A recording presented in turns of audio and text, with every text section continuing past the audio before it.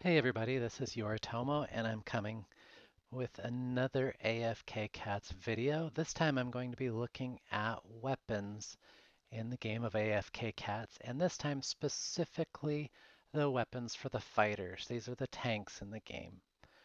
So, like all weapons, there are common, rare, and epic versions of these weapons. I'm going to spend most of the time in this video on the AFK Cats wiki.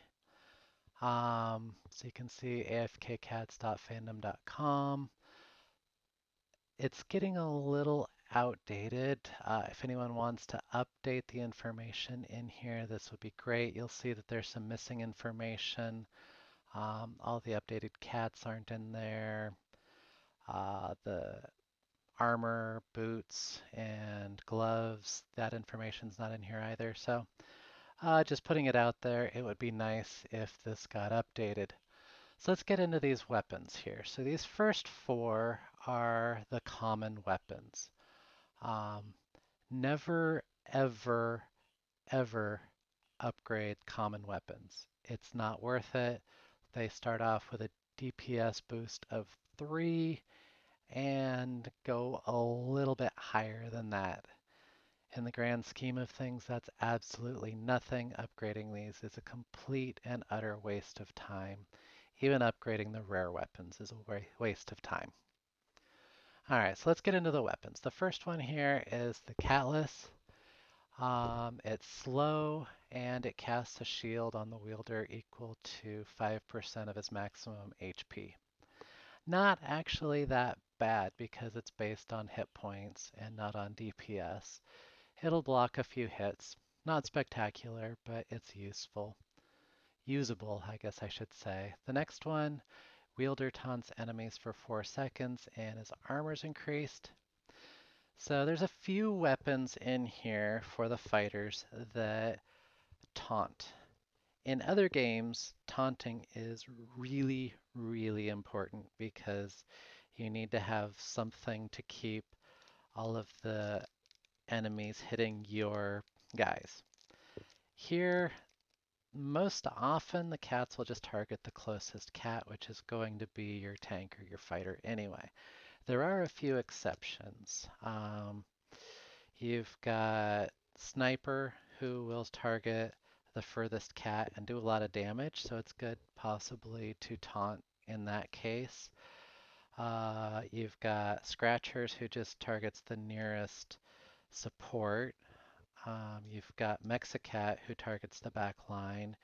You've got Arnold Katzenegger, who targets the highest DPS. So there's a few of these that will go around your tank, but for the most part, taunting really isn't that strong in this game. And the armor boost to 50%, um, level 60 armor gives you, I believe, 180% boost in armor, so not really that strong. Out of the commons, I probably wouldn't use the Mouse Blaster. When I first started, SWAT was actually one of my favorites because it shields all of your cats for 200% of your DPS. It's not a very big shield, but it's useful early on. The last one in the commons section is the Belly Scrabbler. So Touch of Bastet, the wielder taunts and silences all enemies for 3 seconds. So again, taunt, not all that great. Silence is actually pretty good. Unfortunately, this weapon is very slow, so you aren't going to get that silence off very often. But for a common weapon, that's actually pretty good.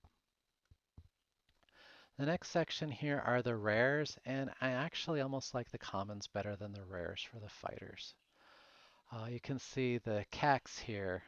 So you do a critical hit that deals 250% damage from the hero DPS and fear an enemy hero for 4 seconds. So it does a pretty good hit.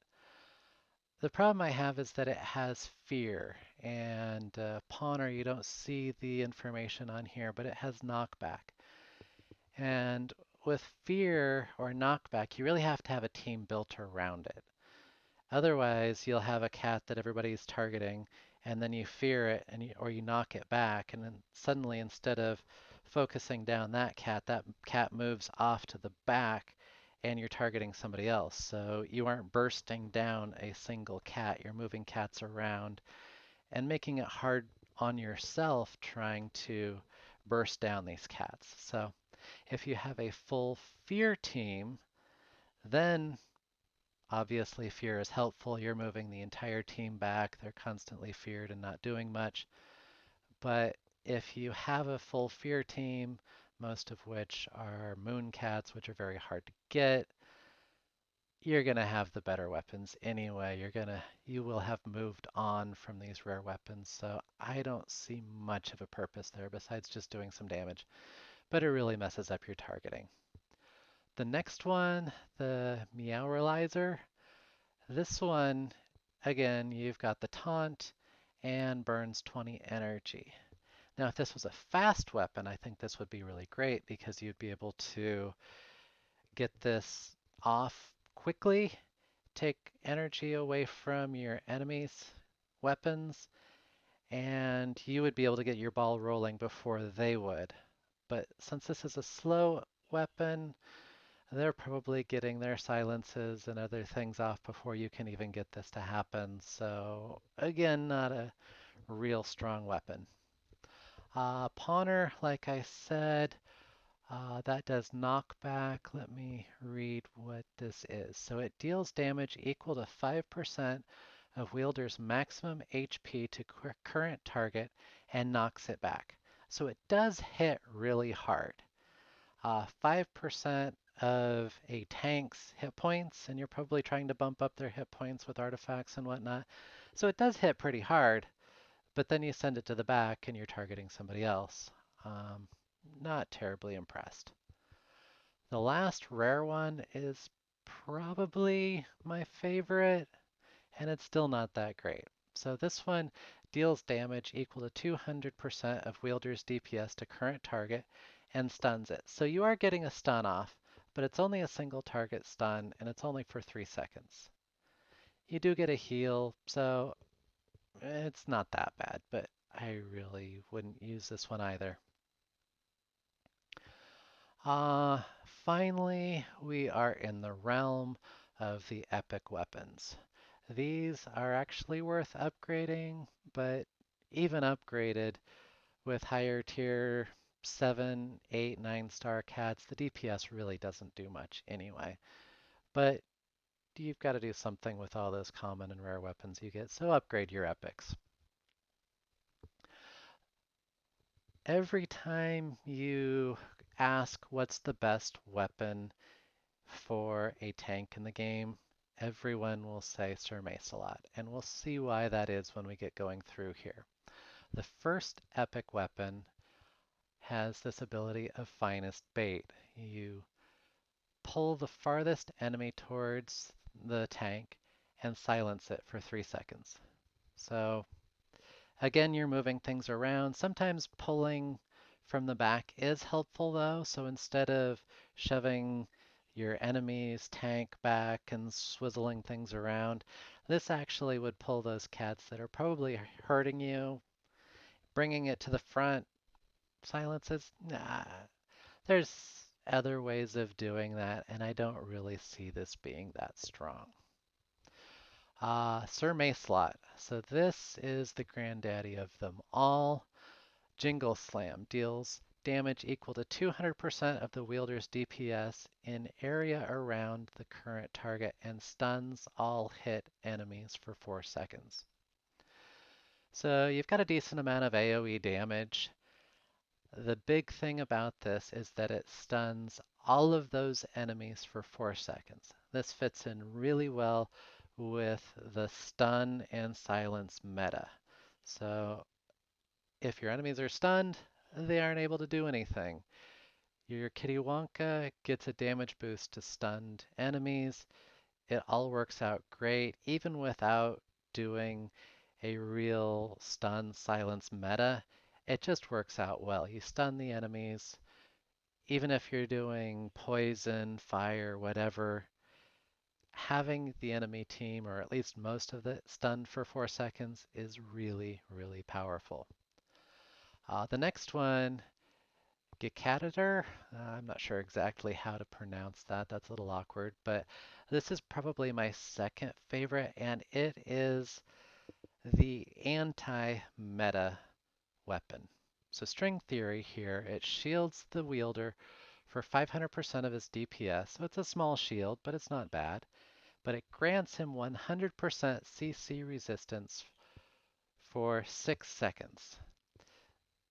That is really strong against this stun and silence meta. So CC is stun, silence, it's freeze, knockback, fear, all of these different things that keep your cats from being able to attack. So even if the rest of your team is CC'd, if they're all stunned by something like a Sir Macelot, your tank will still be going if it has this string theory active. So additionally, all enemies are taunted for 6 seconds. And again, it's a nice little bonus. There's a few cats that will now target the tank instead of your farthest back. So anti-meta, so you've got your big meta weapon, your big anti-meta weapon, and then we come down to the Rod of Poseidon. So initial reading through this one is like, yeah, this is pretty good. Wielder deals damage equal to 50% of his DPS in a large area around his target. All enemies have their skill damage reduced by 25% for 5 seconds. Additionally, wielder gains 20% evasion for 10 seconds. Hey, that's great. You do damage, you reduce skill damage, and you've got some evasion. But if we take this and compare it to Jingle Slam. So Jingle Slam does 200% DPS AoE versus 50% DPS AoE. Like, all right, well, down here we've got all enemies have their skill damage reduced by 25% for 5 seconds. Jingle Slam is only 4 seconds, but you're effectively reducing all damage to 0, not just skill damage by 25%. Everyone is stunned. They aren't doing anything for 4 seconds. You get an extra second off of this one, but you're only reducing skill damage by 25%. And then the wielder gains 20% evasion, so your tank will dance around a little bit more, and 1 in 5 shots will miss. It's a little helpful, but when you compare it to the other epic weapons, and especially Sir Macelot, I don't see any reason why you would use this unless somebody gave it to you. It's my opinion, but it seems pretty lousy. So let's take a look at what I have on my cats. So you'll notice that I've only got one epic, and the rest of these are actually weapons that I've kind of bashed in this video. I really hadn't looked over what the skills were until I did research for this video, and I'll probably rearrange things. But these tanks here, none of them are over 6-star. My Shelly is the 8-star. Shelly's got the best weapon, the other ones I don't care about. Um, so that is really the wrap up there. Hopefully you understand why this weapon right here is the king of the tank weapons. If you disagree with anything I've said, let me know, put it in the comments. As always, I appreciate subscribe, like, and I will be bringing you 3 more videos in this series